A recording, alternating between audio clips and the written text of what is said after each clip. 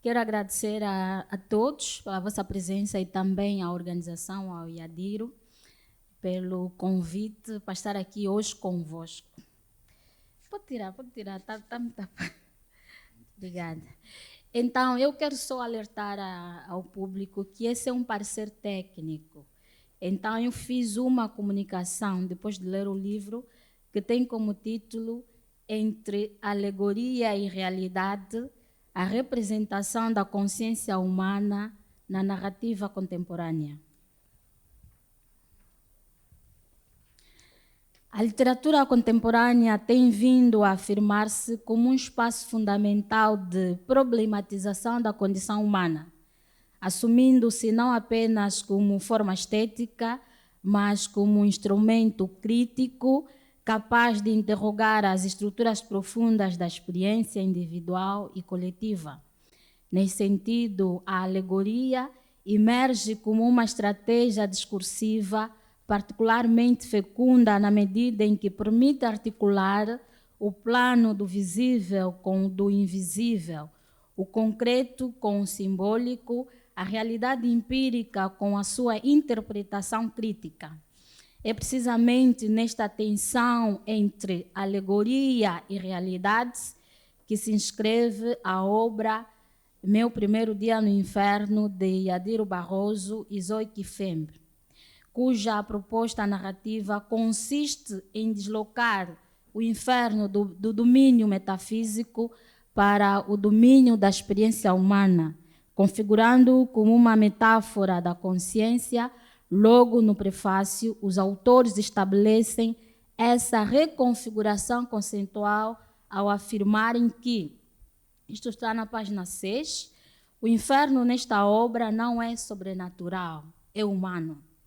É o reflexo da política que mata, da religião que silencia, da ciência que salva e também ameaça, da arte que cura enquanto sangra, dos líderes que libertam e dos que aprisionam.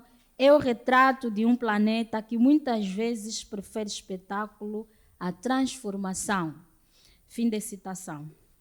Este, certo, constitui um ponto de partida fundamental para a compreensão da obra na medida em que rompe com a tradição teológica do inferno enquanto espaço de punição transcendente, propondo antes uma leitura em que o mal é produzido pelas próprias estruturas humanas. O inferno deixa assim de ser um lugar outro para se tornar uma condição imanente, enraizada nas práticas sociais, políticas e culturais. Esta concepção aproxima-se da reflexão de Achille Mbembe, para quem a modernidade, sobretudo em contextos marcados pela herança colonial, se caracteriza pela produção sistemática de formas de violência que regulam a vida e a morte. Neste sentido, o inferno apresentado na obra pode ser interpretado como uma metáfora dessas estruturas de poder que atravessam o humano, tornando a alegoria um instrumento de leitura crítica da realidade. Só para dizer que a alegoria é uma figura de estilo, uma metáfora, uma metonímia.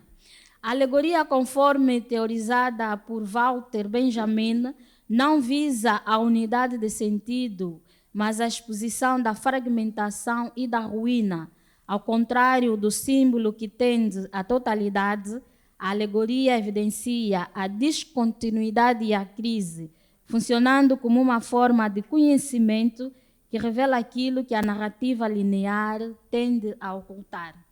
É precisamente essa lógica que estrutura a obra em análise, na qual o espaço infernal se apresenta como um território fragmentado, composto por imagens intensas que traduzem a desordem ética do mundo. Tal dimensão torna-se evidente no seguinte excerto da página 11, e cito: meus olhos esbarraram num céu sem cor, feito de ossos entrelaçados, como se os cadáveres do mundo inteiro tivessem aprendido a arquitetura. No chão, poças de sangue borbulhavam como sopa de vingança, E eu, trajada de medo, trêmula de espanto, tentei gritar, mas o som morreu antes de nascer. Como morreram os sonhos da infância em casas de pais frustrados. Fim de citação. A força imagética deste trecho não reside apenas na sua dimensão estética, mas na sua capacidade de condensar uma crítica à história humana. A metáfora dos ossos entrelaçados sugere uma civilização construída sobre a morte, enquanto a arquitetura remete para a institucionalização dessa violência, evidenciando que as estruturas sociais são frequentemente edificadas sobre processos de exclusão e sofrimento. A alegoria, neste caso, não mascara a realidade. Pelo contrário, identifica, tornando visível aquilo que permanece oculto no cotidiano. No entanto, o aspecto mais inovador da obra reside na forma como articula essa dimensão alegórica com a construção da consciência. Ao invés de apresentar o inferno como espaço de punição externa, como temos ouvido da religião, a narrativa desloca o julgamento para o interior do sujeito, de cada um, no caso, transformando a consciência num verdadeiro lugar do confronto. Tal movimento é claramente enunciado quando a protagonista afirma, e isto está na página 16, talvez eu não esteja aqui para ser punida, talvez eu esteja aqui para entender. Essa passagem marca uma inflexão decisiva, substituindo a lógica punitiva por uma lógica hermenêutica. O inferno deixa de ser um espaço de condenação para se tornar um espaço de interpretação, no qual o sujeito é chamado a compreender as suas próprias ações. Este processo é aprofundado quando afirma, na página 17, estás a julgar-te antes que alguém o faça. Aqui, a interiorização do julgamento é explicitada de forma contundente. A consciência assume a função de tribunal ao antecipar qualquer instância externa. Tal concepção aproxima-se da teoria da identidade narrativa de Paul Ricoeur, segundo a qual o sujeito constrói o seu sentido através da interpretação da sua própria história. A narrativa torna-se assim um espaço de autoleitura no qual o sujeito se confronta com a sua própria trajetória. Neste contexto, a memória desempenha um papel central, funcionando como o principal mecanismo através do qual a consciência se ativa. Ao contrário das representações tradicionais do inferno, em que o sofrimento é físico, aqui ele é profundamente psicológico e memorial, como se afirma na página 16. O castigo aqui é nunca deixar a memória morrer. A memória transforma-se assim num instrumento de punição, não por imposição externa, mas pela sua própria persistência. Esta ideia é radicalizada no seguinte trecho, que está na página 27. O peso não era o fogo, era lembrar. A simplicidade desta formulação diverge com a sua profundidade conceitual. O sofrimento é reduzido ao ato de lembrar, sugerindo que o verdadeiro inferno reside na incapacidade de escapar do passado. Esta abordagem dialoga com Maurice Habras, para quem a memória constitui fundamento da identidade. Contudo, na obra, essa função assume uma dimensão trágica, na medida em que a memória não apenas constrói o sujeito, mas o aprisiona.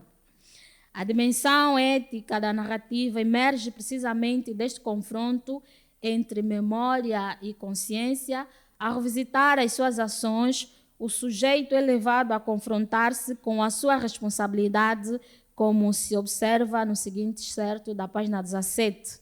Ele sabe que fui mãe antes dos 18? Sabe que abandonei a igreja? Sabe que deixei Angola? Fim de citação. A estrutura interrogativa revela um sujeito em processo de autoavaliação que revisita momentos significativos da sua vida à procura de sentido. Este movimento culmina numa interrogação de alcance universal que se encontra na página 74. E tu, menina, o que fizeste no mundo dos vivos? Esta pergunta ultrapassa o plano ficcional e dirige-se diretamente ao leitor, a todos nós, transformando a narrativa num espaço de interpelação ética. Tal dimensão aproxima-se da pedagogia crítica de Paulo Freire, segundo a qual a consciencialização implica o reconhecimento do sujeito como agente das suas ações. Ao integrar figuras históricas no espaço infernal, a obra amplia essa reflexão ética para o plano coletivo, propondo uma releitura crítica da história ao afirmar que, na página 28, aqui ninguém foge do que causou. Todos falhos, todos humanos. A narrativa elimina hierarquias morais, sugerindo que todos os sujeitos, todos nós, altos e baixos, grandes e pequenos, independentemente do seu estatuto, são responsáveis pelas suas ações. Esta visão pode ser articulada com a crítica de Mudimbe, que questiona as narrativas hegemônicas e propõe uma reinterpretação das identidades a partir de dentro. Por fim, a obra assume uma clara dimensão formativa ao propor a literatura como espaço de despertar da consciência, quando se afirma que, na página 56, talvez eu não esteja aqui para pagar, talvez esteja aqui para acordar. Introduz-se a ideia de que o sofrimento pode ser transformador, funcionando como processo de aprendizagem. Esta intenção é reforçada pelos autores ao declararem na página 9: não escrevemos para oferecer soluções prontas, escrevemos para provocar perguntas honestas. Deste modo, a obra ultrapassa a dimensão estética para afirmar-se como um espaço de reflexão crítica no qual o leitor é convidado a confrontar-se consigo mesmo. Em síntese, a relação entre alegoria e realidade na obra Meu Primeiro Dia no Inferno não se configura como oposição, mas como articulação dinâmica. A alegoria não substitui a realidade, ela revela, intensifica e problematiza. Ao transformar o inferno numa metáfora da consciência, a narrativa propõe uma leitura profundamente contemporânea da condição humana, marcada pela centralidade da memória, pela interiorização do julgamento e pela exigência de responsabilidade ética. Neste sentido, a literatura contemporânea afirma-se como um instrumento privilegiado de conhecimento, capaz não apenas de representar o mundo, mas de intervir na forma como o compreendemos. Muito obrigada.